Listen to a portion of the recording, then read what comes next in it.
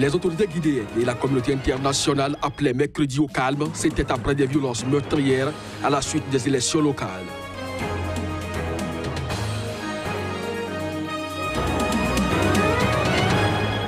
Au Nigeria, Boubacar Shekau s'est dit déterminé dans une vidéo qu'il a rendue publique mardi à poursuivre le combat alors que les militaires nigérians avaient assuré que le mouvement djihadiste avait été vaincu.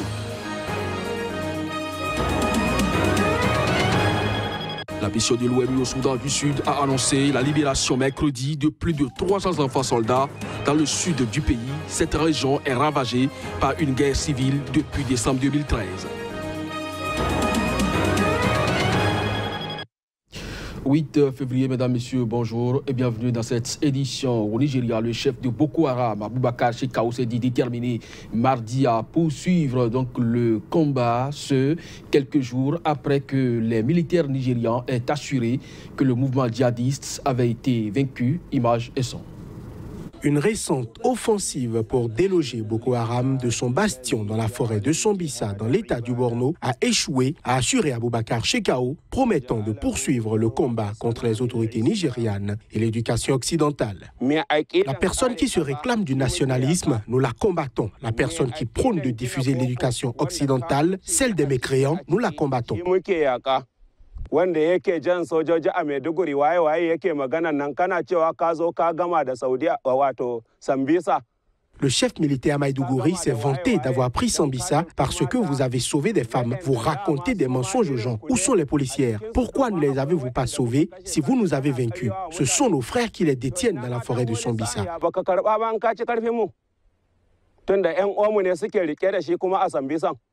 Le gouvernement du Nigeria s'est proclamé à plusieurs reprises vainqueur de Boko Haram, qui signifie l'éducation occidentale est interdite en langue Hausa. Le président nigérian Muhammadu Buhari a ainsi assuré en décembre 2015 que les djihadistes avaient été techniquement battus. Les capacités de Boko Haram se sont affaiblies depuis 2014 quand le mouvement djihadiste contrôlait des secteurs du nord-est du Nigeria. Mais il constitue toujours une menace. Les combattants de ce groupe se sont encore emparés dimanche dernier d'un village dans le nord-est, tuant 2 personnes. 6 autres personnes ont péri dans une attaque dans le nord du Cameroun.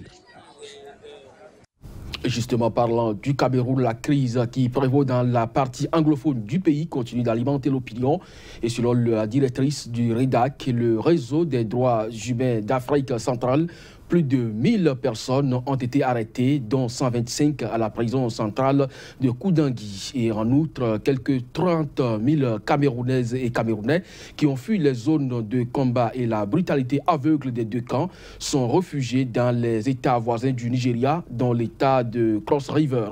Le REDAC pense que le gouvernement avait et a toujours la possibilité d'éviter ce chaos s'il privilégie le dialogue social et inclusif à la guerre. Ceci passe aussi par la libération pure et simple des personnes arrêtées dans le cadre de cette répression. Suivons ici la directrice du REDAC sur des propos recueillis par Narcisse Oum, notre correspondant sur place. Nous ne pouvons pas dire que M. Sissoko a commis un crime. C'est la justice qui nous le prouvera. Nous sommes devant la loi et devant le droit.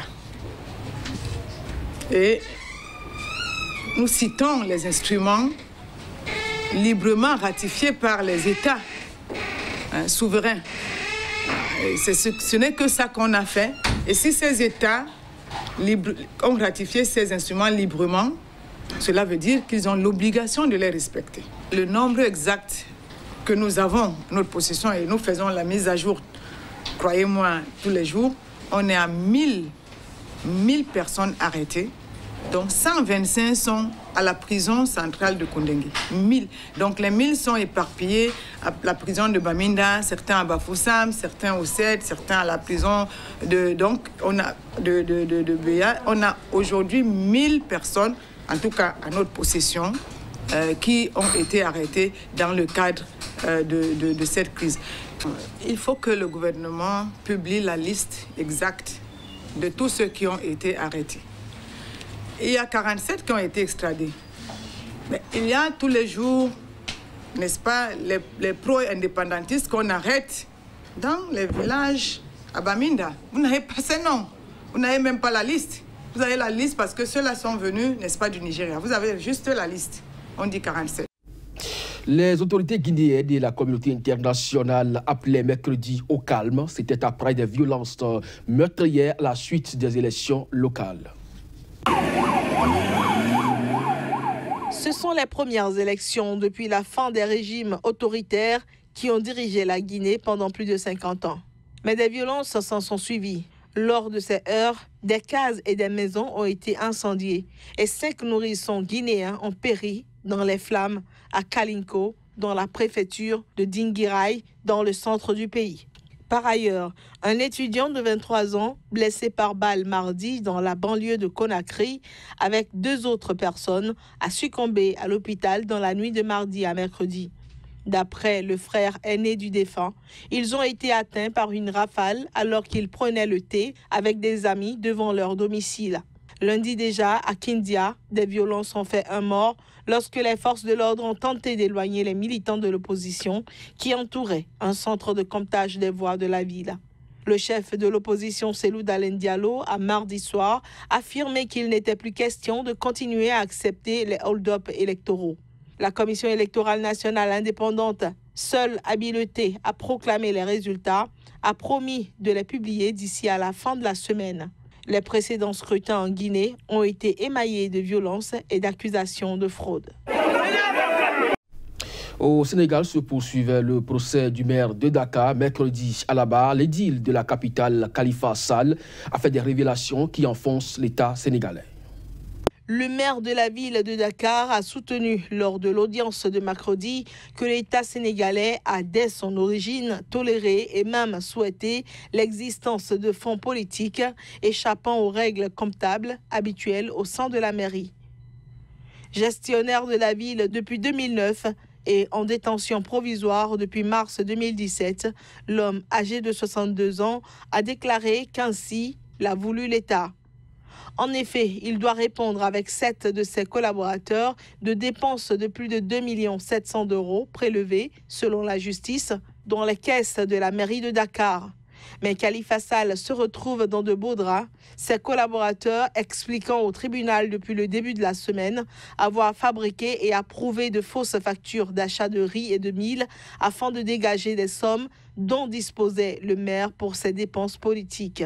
Dissident du Parti socialiste, une formation appartenant à la majorité du président Macky Sall, le maire avait qualifié lundi son procès de politique. Mais les représentants de l'État assurent au contraire que c'est sa seule gestion municipale qui est en cause. La mission des Nations Unies au Congo, la MONUSCO, a souhaité mercredi la tenue d'un procès équitable pour un officier déserteur de l'armée congolaise, John Tibangu, qui est donc mis aux arrêts à Kinshasa après son extradition de la Tanzanie et poursuivi pour rébellion. Nous appelons à la tenue d'un procès équitable pour John Tibangu, a déclaré Florence Marshall, porte-parole de la MONUSCO, au cours d'une conférence de presse à Kinshasa. Le Bureau conjoint des Nations Unies aux droits de l'homme en RD Congo, BCNUDH, suit ce cas, a-t-elle affirmé, en réponse à une question d'un journaliste. Le Bureau n'a également pas eu accès à la demande d'extradition. Donc, nous ne sommes pas en mesure d'affirmer si cette extradition s'est déroulée dans les règles ou non, dans la mesure où nous n'avons pas eu accès au dossier, a-t-elle ajouté. Colonel déserteur de l'armée congolaise, John Tibangu a été extradé lundi vers la République démocratique du Congo depuis la Tanzanie après avoir menacé de chasser le président Joseph Kabila du pouvoir, selon le ministre de la Justice, Alexis Tambwe Mwamba. Tambwe avait alors indiqué que Tibangu, âgé de 48 ans, ferait l'objet d'un procès en bonne et due forme dans quelques semaines ou mois. Avant son extradition, la Fédération internationale des ligues des droits de l'homme, FIDH, et les proches de Tibangu déclaraient craindre pour son intégrité physique en cas d'extradition vers la République démocratique du Congo. On reste avec la mission des Nations Unies qui a annoncé cette fois au Soudan du Sud la libération mercredi de plus de 300 enfants soldats dans le sud de ce pays. Cette région est ravagée par une guerre civile qui a depuis décembre 2013 décimé toute une population. Les détails. La libération de ces 311 enfants est la première phase d'un programme qui doit au total permettre la démobilisation de 700 enfants soldats dans la région de Yombio, dont 563 issus d'un ancien groupe rebelle du sud du pays, récemment intégré aux forces fidèles au président Salva Kiir dans le cadre d'un accord avec le gouvernement. Les 137 enfants soldats restants sont, eux, issus du principal groupe rebelle sud-soudanais, celui de l'ancien vice-président Riek Machar. Les enfants ne devraient pas porter des fusils et s'entretuer, ils devraient jouer, apprendre et s'amuser avec des amis tout en étant protégés et chéris par les adultes autour d'eux, a déclaré le chef de la MINUS, David Shearer, cité dans un communiqué. Shearer a indiqué que 87 des 311 enfants libérés mercredi sont des filles qui ont probablement enduré des souffrances, dont des abus sexuels. Il est vital qu'elles reçoivent le soutien dont elles ont besoin pour rejoindre leur communauté et soient accueillies chez elles par leurs familles et leurs amis sans être stigmatisées. La MINUS, qui a collaboré avec l'UNICEF, les chefs religieux locaux et les autorités locales, notamment pour négocier la libération des enfants, a indiqué que le principal défi serait maintenant de s'assurer que ces jeunes puissent avoir accès à des formations, des emplois et un soutien financier et émotionnel adéquat. 2 ans après sa partition avec le Soudan du Sud s'est enfoncé en décembre 2013 dans une guerre civile marquée par des atrocités à caractère ethnique et qui a fait des dizaines de milliers de morts, près de 4 millions de déplacés et provoqué une crise humanitaire catastrophique.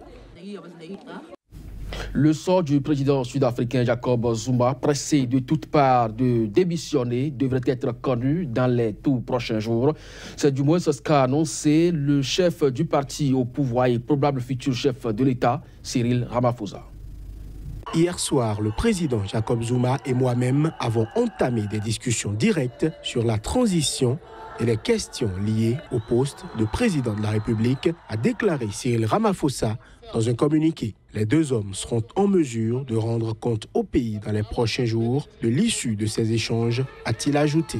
Les discussions ont été constructives et ont posé les fondations d'une résolution rapide de la situation dans l'intérêt du pays, a ajouté le président de l'ANC et vice-président du pays. C'est une période difficile, a-t-il reconnu. Je suis conscient que l'incertitude liée au poste de chef de l'État est une source d'incertitude pour de nombreux Sud-Africains. Nous pourrons communiquer davantage sur la position du président Zuma en tant que chef de l'État une fois finalisés tous les points pertinents, a-t-il encore dit. Depuis l'élection en décembre de Cyril Ramaphosa à la tête du parti au pouvoir, le Congrès national africain ANC, la pression monte au sein de la formation pour obtenir le départ de l'encombrant président Zuma, soupçonné de corruption dans de multiples affaires. Mais le parti, très divisé entre les pros et anti-Zuma, n'a toujours pas été en mesure de trancher le sujet. En cas de démission du chef de l'État, le vice-président assure son intérim. Mesdames et messieurs, c'est la fin de cette édition. Merci de nous avoir suivis. Très bonne journée à chacun et à tous. Au revoir.